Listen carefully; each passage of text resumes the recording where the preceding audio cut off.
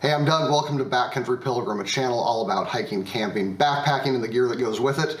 But today, it is also about prepping. Now, before you click off, it may seem weird to do a prepping video on a hiking channel, but I think there is a considerable amount of overlap. If you're a hiker or a backpacker, you might be surprised how much you are already prepared for as long as you have ready access to your gear.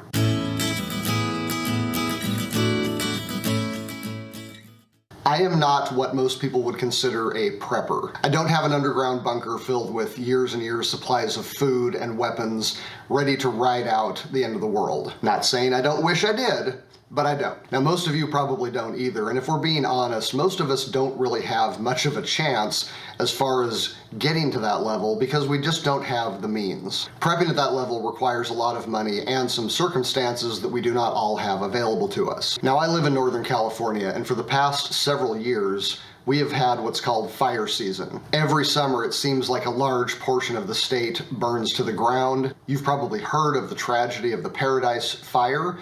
That was right up the street from where I spent most of the 90s. I have had close family members evacuated from their homes more than once when the Oroville Dam broke. So whether in your area it's fires, floods, hurricanes, we should all be prepared for natural disasters, major societal breakdown scenarios that many of us don't really feel like we are prepared for or could be prepared for. Now, when I talk about prepping in this video, I'm not talking about going into the woods with your survival knife and living off the land for years while society breaks down.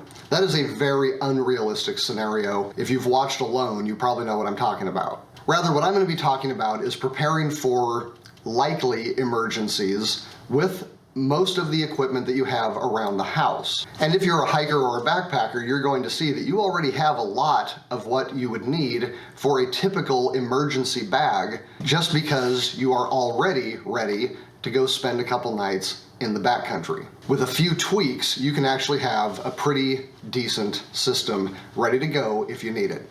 Now, I'm not going to be going over all of these items. It would take too long. I will put a list of what I think should be carried in the description below. So be sure to look at the description of the video, click on the link to the Backcountry Pilgrim website, and you can see exactly what all this stuff is. So what I'm going to go over in this video are what I consider the 5 levels of preparedness, and then just give you a target to shoot for that utilizes some of the gear you already have, but maybe ups your preparedness 1 level. Nearly all of us can do a little bit better, and as one of my previous bosses always used to say, it's better to have it and not need it than to need it and not have it. All right, to start off with, let's talk about different levels of preparedness.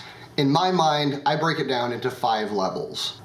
At level 1, you have things that you expect pretty much on a daily basis. You're preparing for things that you think are probably going to happen during a typical day. The items that you use to prepare for that are what are called in the community EDC, or everyday carry. Everyday carry includes things like keys, wallet, phone, the kinds of things that you carry in your pockets and you check for before you walk out the door because you expect that the day is going to involve driving, communication, spending money, so you prepare by having those things ready. The next level of preparedness is what I am referring to as the exceptional. These are things that you don't expect to happen on a daily basis, but would not be a huge surprise if they did. This would include things like having flashlights available in your house in case the power goes out, keeping a spare tire in your car in case you get a flat, backing up your computer files to cloud storage or to a physical hard drive. Now, I've already done a video on everyday carry and my personal messenger bag, which I will link to here, so I'm not going to go into a lot of detail. But what I will say is that my level 2 preparedness has a lot to do with this messenger bag. In here is an umbrella in case it rains. I mean, it's California, but you never know. In here are my portable hard drives that I keep with me so that I always have a backup copy in a few different locations. It also houses a notebook and paper and a multi-tool and some personal protection devices. So much of my level 2 preparedness comes from what is in my messenger bag that becomes sort of part of my everyday carry, although it's not necessarily on my person all the time. In fact, it very rarely is. It's usually within reach. And then a lot of other level 2 preparedness comes from what's in the house or what's in the car. Prepping at level 3 means you are ready for some kind of emergency. So for example, let's say I am at work, happily typing away, and all of a sudden we hear an alarm and the building is on fire. I definitely want to bring this with me because this has many of my personal backup items that I want.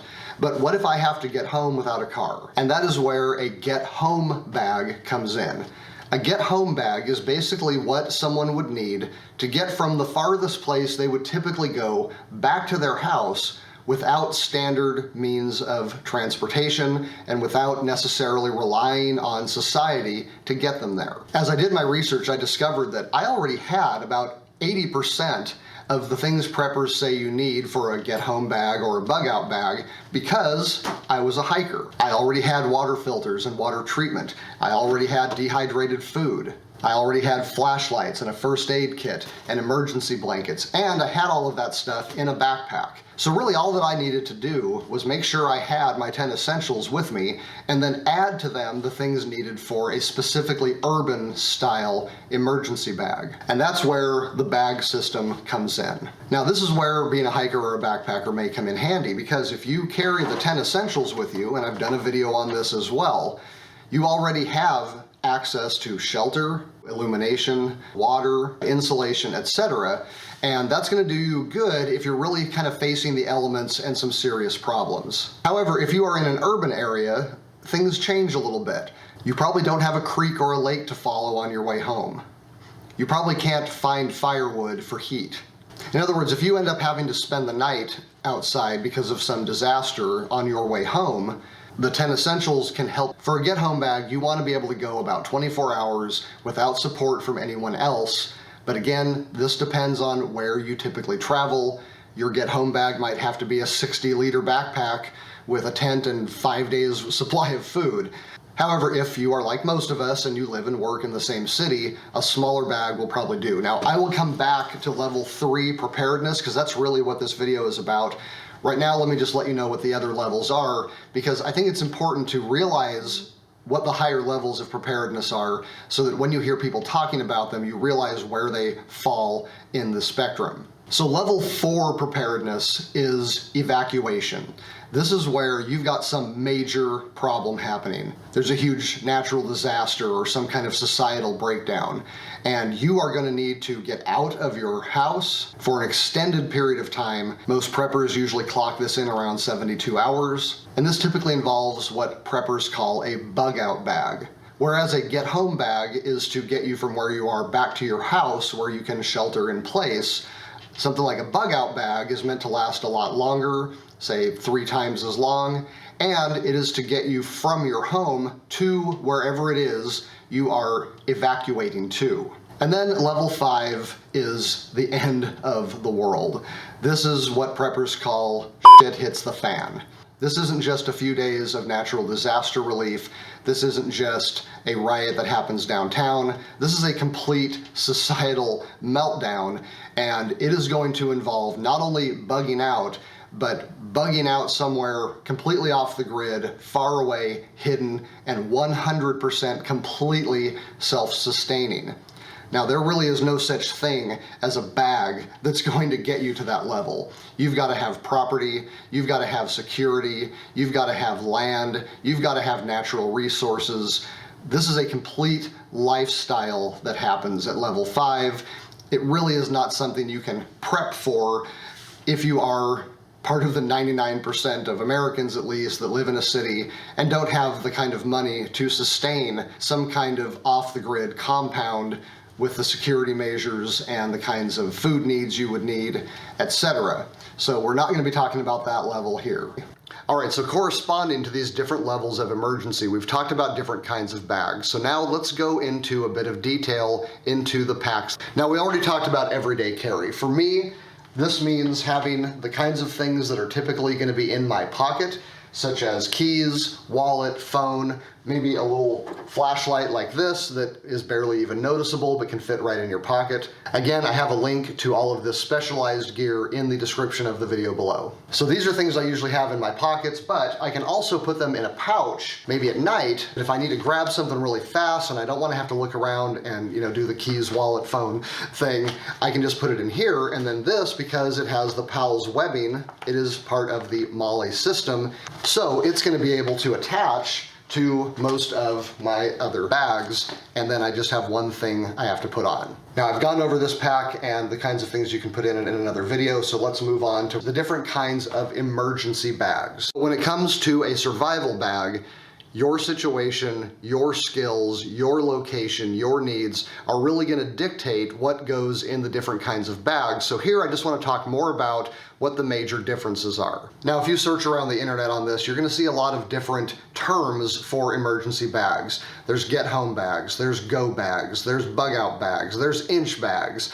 What is the difference between all of these? Well, sometimes they get used kind of synonymously, but whatever you call them, they do have different functions. So for example, a get home bag, this is the kind of thing you're going to use to get from your broken down car back to your house, or maybe from work to home. It's basically how to get back to your house in an emergency situation, because you're going to be sheltering in place, you're going to bug in, as they call it. You're basically in a bad situation and you're trying to get out of it and trying to get back home. So this, for me, is more of an urban pack than this is. Even though they're almost the same size, this is a very different function. I need this to be tougher. I need this to be something that's going to be a little more easy to hide.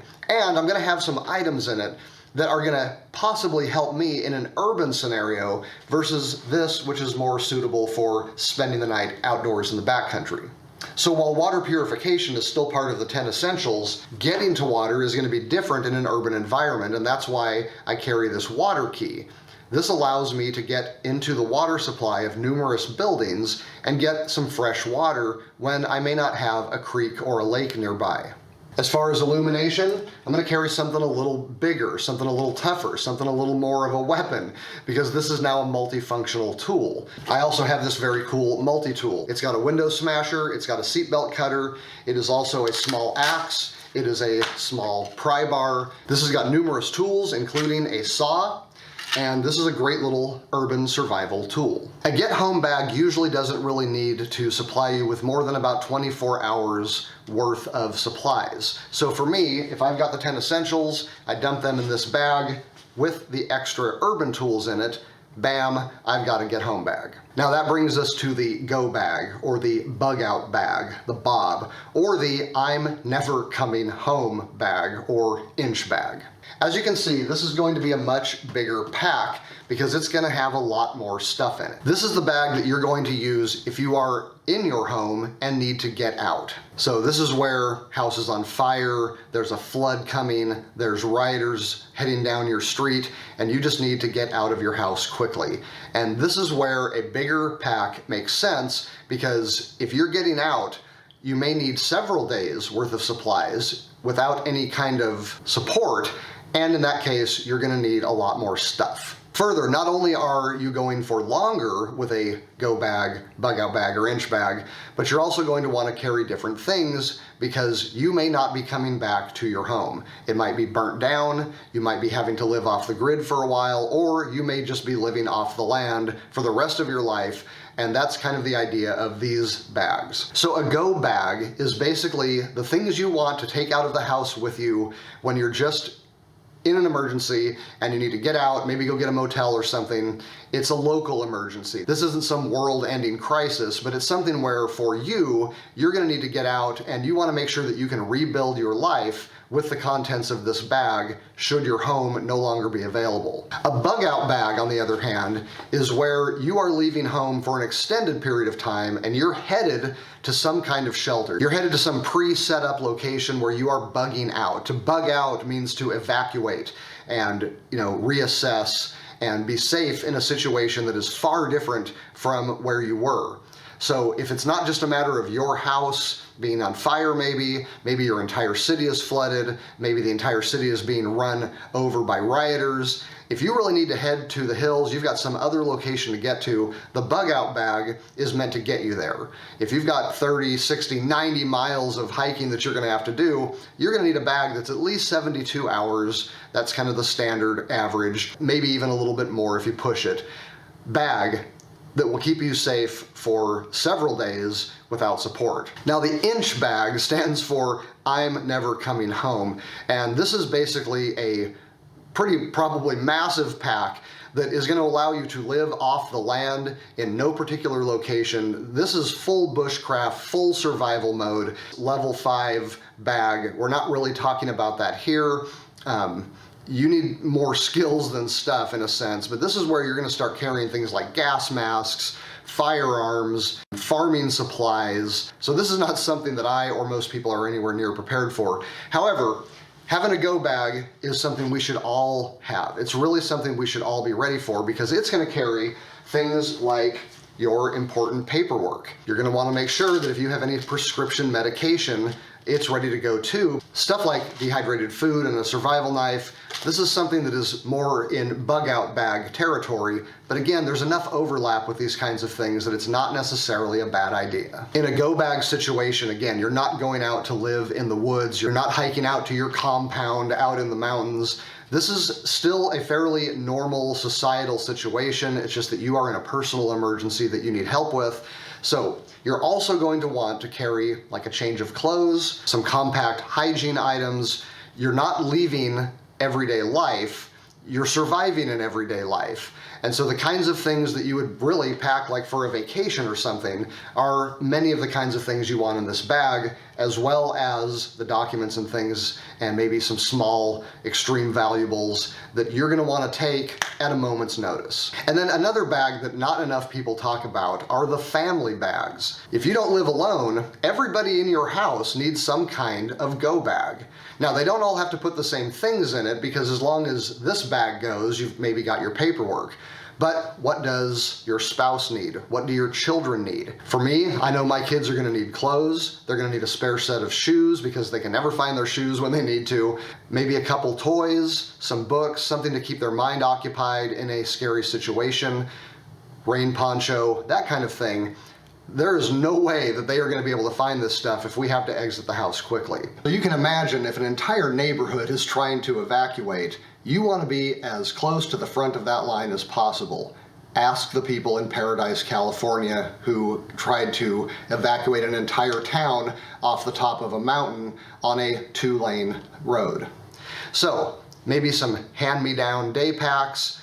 Get everything that you need to go 24 hours in that pack, and then that way you can practice grabbing your bag and running out and meeting at the front door or other escape plans. And should something happen where you've only got minutes to get out of your house, or even if you've got hours to get out of your house but everybody in your city is trying to get out, it's a great idea to have these bags at the ready so that everybody can just grab their bag, you've got your pack on, you've got your hands free, you can help everybody else, and you guys can beat the rush, or you can get safely out of the way of danger very quickly and have at least enough to rebuild your life should it burn to the ground in the form of your home. All right, so let's talk about the kinds of bags you might use for your emergency bag. Although I have a somewhat embarrassing number of hiking backpacks, believe it or not, I actually have a different set for my go bags or my get home bags. I personally prefer the tactical kinds of backpacks for these situations because they are really made more for urban survival than long-range backpacking. Now, there are several things that differentiate kind of a hiking backpack from a tactical pack. First of all, if you just look at these things, they all kind of have that same look. They're usually black or gray or some kind of desert or camouflage because they're really meant to blend into their environment. Now, of course, in an urban situation, something like this doesn't necessarily blend in so much as it just doesn't call attention to itself.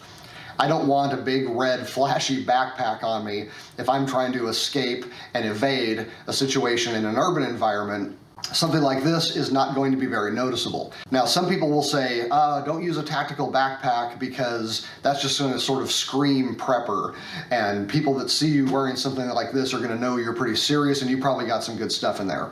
That is definitely a consideration. So I will talk about dealing with that in a few minutes. But for now, what I want to go over are some of the benefits of the tactical type pack. First of all, a tactical pack is usually going to be a lot more rugged and tough than something that's built for hiking, because this is going to use much heavier, stronger, durable material. 500, even 1,000 denier nylon that is just going to take a beating compared to a lightweight, thin nylon backpack that is made for hiking, but is not really made to take much of a beating. Now, this does make the packs heavier, but again, I'm not using these kinds of packs to go 20 miles in a day. I'm using these to get me out of my house, to an emergency vehicle, or to a motel, or to somebody else's house where I'm going to be okay once I get there. Another thing you'll notice about tactical packs is that they almost all have some kind of webbing system. And that means you can take other gear that is also designed to snap into this sort of system, and you can attach things like this to all of your other gear. Now, this is a fairly cheap bag that is going to do the job if I'm just trying to get home. This thing only needs to survive 24 hours or so, but it is still pretty tough. It's got standard straps, it is made with very tough material, and it's got multiple pockets and organizational features that help me keep everything where it belongs. And that is very important in an emergency situation. I don't want to be digging through a bag, throwing items out, possibly on the street where something's happening, trying to find something. I want a place for everything and everything in its place, which is another key component of the tactical bag versus the hiking backpack. Many of these are often just basically big sacks that you put everything in because you're not expected to need to get to it in a quick manner. And you've probably also got some pretty big gear that's just not really going to fit very well anywhere, so they just don't bother with a lot of pockets because they want to keep the weight down. Tactical pack, that is not a consideration. You're going to have tons of pockets, tons of opportunity to organize, and that is really the third main reason that I like the tactical packs for an emergency pack better than just a standard hiking backpack. Now, when it comes to the Go Bag, this is the one that is basically going to help you not only survive for a while, depending on how long you think you might need, but it's also going to help you rebuild your life if you need to get out of your house quickly and it may be gone when you return. So for this, what I'm going to show you is a fairly top of the line bag. Just to go over some of the features of this cool pack. First of all, the entire front pocket is covered in a proprietary type of PALS webbing, which is 20% lighter but 20% stronger than your standard nylon. You've got covered compression straps to keep you from hurting yourself, and these attach to the PALS webbing, so they are just almost infinitely adjustable. Plus, they can double up as a replacement shoulder strap connection if one of those breaks. Behind this panel, you have two L-shaped pockets that are going to allow you to get into two interior storage organizational pockets. You've got one on each side of the pack, so these are just for quick grab and go type items. Behind these pockets, you have one large one, and this opens up into an organizational panel. You've got numerous stuff pockets, you have one zippered compartment that goes all the way down, and you have not one but two key retention straps. Cool thing about this is that in addition to kind of the standard little plastic one that most of my hiker friends are used to, you also have a removable First Tactical clip, and you can clip it to anything you want to. Behind that, you have a semi-hidden pouch. It goes all the way down into the bottom compartment and is also covered in hook and loop. And what it does is it allows you to take removable modular systems that attach that way and put them in different places in the pack. So for example, in the back of my messenger bag, I have one such item, and that's this. And if you don't know what this is, don't worry about it. Above this semi-hidden pocket is a standard pouch.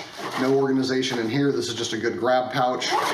Behind this pocket is the main compartment. I'm going to skip that for a moment and move back yet again to a top pocket that is fairly small, but it is made of a very soft material that is good for keeping like a pair of sunglasses or something in that you don't want to get scratched up. Behind that is one of two carry handles. You can use these to double hand it, but this one also serves as a yoke style shoulder strap adjustment. So you can use this to make it fit better on your back and neck. Coming down the front, the straps are very wide and very well padded. You have a strong nylon loop, you have more PALS webbing, and you also have a sternum strap, which helps with the total adjustment of the pack. It's very important with a big pack like this. This can just slide right off if you don't want it, but putting it back on is no big deal. And should this break, you can simply pull the compression straps on the side around and you are back in business. The pack has good padding along the back.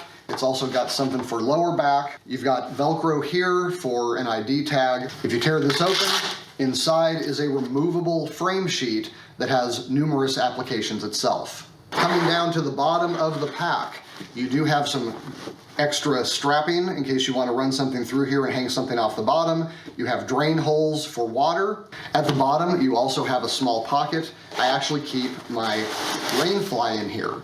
And the reason for this is that this has a double use. A rain cover is basically an elastic bag, and this goes over your pack to keep it from getting rained on it. The nice thing about this is it also turns the pack into a fairly nondescript backpack. And so this is my solution to the tactical look of the bag, is that if that's a concern, I can just put my rain cover on it and then it basically looks like almost nothing. Plus it has the added advantage of keeping water off of both the pack, which can saturate and become even heavier, or if it defeats the zippers and the material, it can get inside the pack and get your stuff wet. Okay, so heading into the main compartment. The main compartment is fairly large, and it has this great 190-degree opening, and because of this, your stuff isn't going to be spilling out. You're not going to have to open it up and try to reach in and have it fallen over. So you have the main compartment with side pockets on either side. The back of this is the same material as up here, which allows you to take off some of the pockets and move them anywhere you want to. So you've got these great little mesh pockets, easy to see through, and these can be used for maybe a medical bag or something that you may have to take off and toss to somebody else. In addition to these, you also have two built-in zippered side pockets, and these actually open sideways when the pack is vertical, so that you can just unzip the bottom and reach in instead of having to open the entire pack up if you want to get something that is in here. Now behind this top handle is another compartment. This one has some organizational pockets in it, and also these interesting little clips. What are those for? Well, to understand that, you've got to look at the bottom of the pack. At the bottom of the pack is another zipper that actually leads to the same compartment. And what this through and through compartment does is allow you to put extra things in, like maybe a laptop or a hydration bladder, but there are also proprietary items such as a rifle bag that clip into those clips and allow it to go through the entire pack and be carried as a single unit. Now the first tactical, Tactix, is a phenomenal piece of gear. It's actually mid-range priced. If you look at some of the most expensive survival bags that are out there versus kind of the cheapos, this is going to take you into the middle price range, but it is an extremely good bag. And keep it in mind that this is the bag that you are going to basically be saving and or restoring your life and your family's life with. I think it's worth the investment to get a good one. All right, so that's it. This is everything from my everyday carry, to my hiking essentials, to my get home bag, to my go bag. I hope this video has helped you out. Again, please remember that the list of things that I think should be kept in these bags is in the description of the video below. That'll take you to the Backcountry Pilgrim website. I made it a standard CSV file so you can open it in Excel or Google Docs and modify it to your heart's content. That is my gift to you. I hope this video has helped you out. If it has, would you mind giving it a like?